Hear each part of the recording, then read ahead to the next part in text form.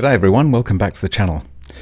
In this video we're going to take a little bit of a step backwards from what I've been looking at recently, which is the excessive push towards electric vehicles, and we're going to take a step back and we're going to try and understand where this push for EVs comes from. As you know, the whole energy revolution that is being pushed by the UN and various governments is basically a result of the apparent consensus that fossil fuels are causing climate change, and we therefore need to reduce our reliance on fossil fuels in order to save the planet or to stop global warming.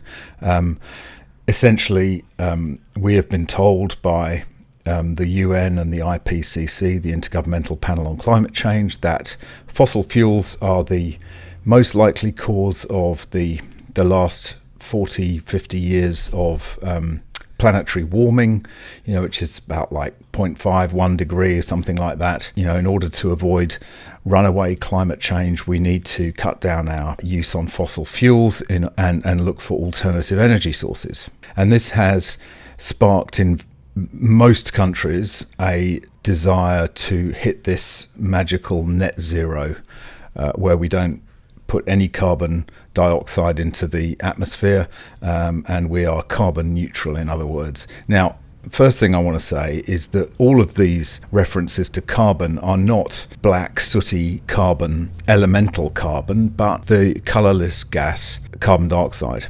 Carbon dioxide is extremely important for plant growth. Plants can't grow without carbon dioxide. Historically, the planet is at extremely low levels of carbon dioxide. It's about just over 400 parts per million in the atmosphere. Historical records show that this has been as high as the thousands of parts per million in the past.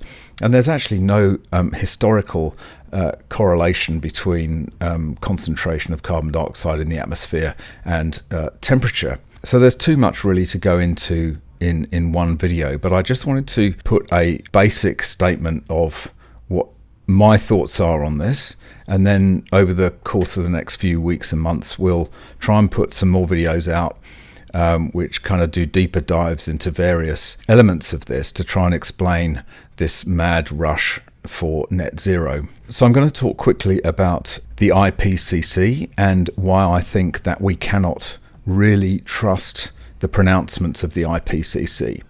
So the IPCC, it's a UN organisation, the Intergovernmental Panel on Climate Change, and basically its terms of reference were to investigate human-caused climate change. What its remit is to do is to try and find the link between human activity and climate change. Climate has always changed. The planet's been here 4.5 billion years. The climate's been changing pretty much all of that time. And what's happened is that since the 1980s, various governments have been concerned that rising temperatures on Earth were correlated and caused potentially by rising carbon dioxide from human emissions. I have a couple of problems with the IPCC. Firstly, that it's a UN body. Secondly, that it's very careful to ensure that there is a unified message on this that comes out. And thirdly, that it is stacked full of fairly radical environmentalists. You don't go into climate science if you don't think there's a problem, generally. There are a very few number of climate scientists who will dispute the magnitude of human effects.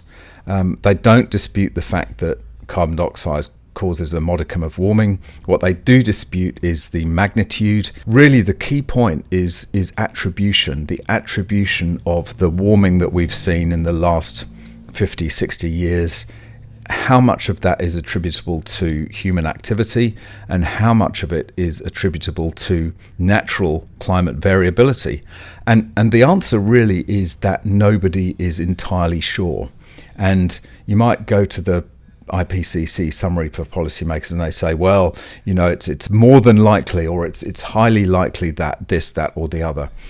And the problem I have with that is that a lot of the scientists who disagree with that so-called consensus have not been allowed to participate in the writing of those IPCC reports, which is absolute madness. Because if you're trying to get to the truth about, what a scientific proposition is, then what you'd want is for people to come in and give conflicting answers, because that's the way you get to the truth. You have your ideas challenged, and only by challenging what you believe do you get to the truth. Whereas what the IPCC have done is that they've created this bubble of climate scientists who all essentially agree the same thing. Okay, humans are causing it, it's a disaster, we've got to do something about it. And they've essentially said that we don't want to listen to any contrary views, even from established and well-regarded scientists. They've basically said, nope, science is settled, that's it, we're not going to talk about it anymore. And that worries me. As a scientist by training, I'm an engineer, I think that the science is never settled on anything, and if they were really, really keen to get to the absolute truth about this, they would be welcoming these dissenters with open arms in order to really test and really put their arguments and their conclusions to the test. But they won't do that. They refuse to do that. And that rings massive alarm bells for me. And so I really don't trust the IPCC. I think that the whole direction that they have pushed the planet in, or the world in, towards this crazy idea that we can just abandon fossil fuels and move to net zero within a space of a couple of decades is sheer madness. And this push for EVs is just a direct result of that crazy push for net zero by the UN and the IPCC. Probably about 15 years ago, I wrote a blog, I'll put a link in the description, about climate from a slightly skeptical perspective. I'm not a crazy denier, but I am skeptical of the process which has been used to get to this conclusion. Human ingenuity always wins out. So I think that, in the next 50, 100 years, whatever, we will come up with amazing new sources of energy that we'd never even thought of, and all of this issue will go away. But the rush to instigate net zero in countries which are dependent on fossil fuels for their standard of living is absolute total madness. Anyway, that's about it for now. Hope to put some more videos out on this particular topic because I think it's really interesting, and it lies at the root of the whole EV madness, because none of this would have happened if we weren't trying to save the planet. So more videos to come. Anyway, let me know in the comments what you think. Thanks for watching. I'll see you in the next one. Bye for now.